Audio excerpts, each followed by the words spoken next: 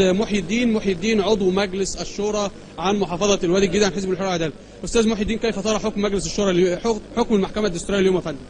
اللي سبقوني أستاذ الزملاء السابق في الإفاضة. أنا هتكلم يعني باختصار. هو الثورات بتقوم عشان إيه؟ عشان بيبقى في نظام. الثورات بتقوم عشان إيه؟ عشان يبقى في نظام سابق بيطلع يصدر قوانين لصالح هو.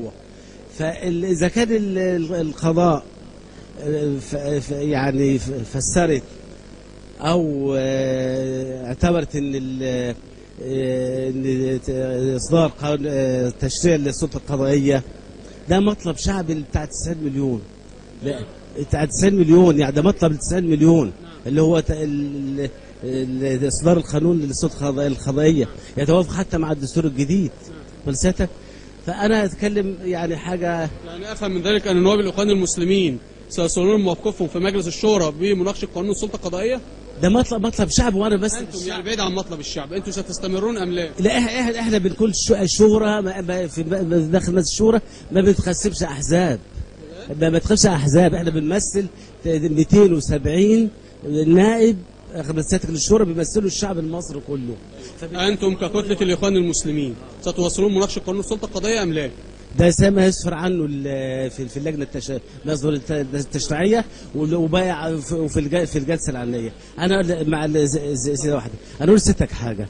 هو ان شاء الله الشورى يعني ما تاخدش كلام ان انا عراف او دجل، يعني هو ان شاء الله مجلس الشورى الحالي سيظل ل 2018 ان شاء الله. يعني 6 سنين ولا 6 سنين بسبب 6 سنوات. دي حاجه من عند ربنا. الثوره ده عند ربنا سيؤيد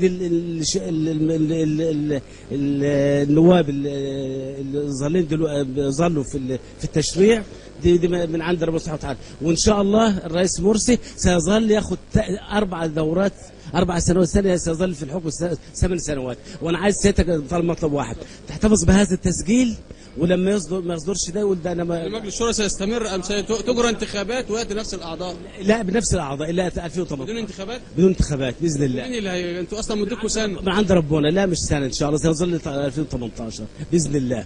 يعني لا يعلم الغيب الا الله. سيظل في الحكم ان شاء الله ل 2000 مده دوره ثانيه. والشعب المصري يقول احنا كنا غلطانين، اللي هم كانوا الثوره المضاده والمنوئين والذين يرخلد لمصر. نشكرك ولا يعلم الله الا الله. نشكرك استاذ محي الدين عضو مجلس الشورى عن حزب الوادي الجديد للاخوان المسلمين. شكرا يا فندم. كما نشكركم ايضا مشاهدينا لحسن المتابعه. والان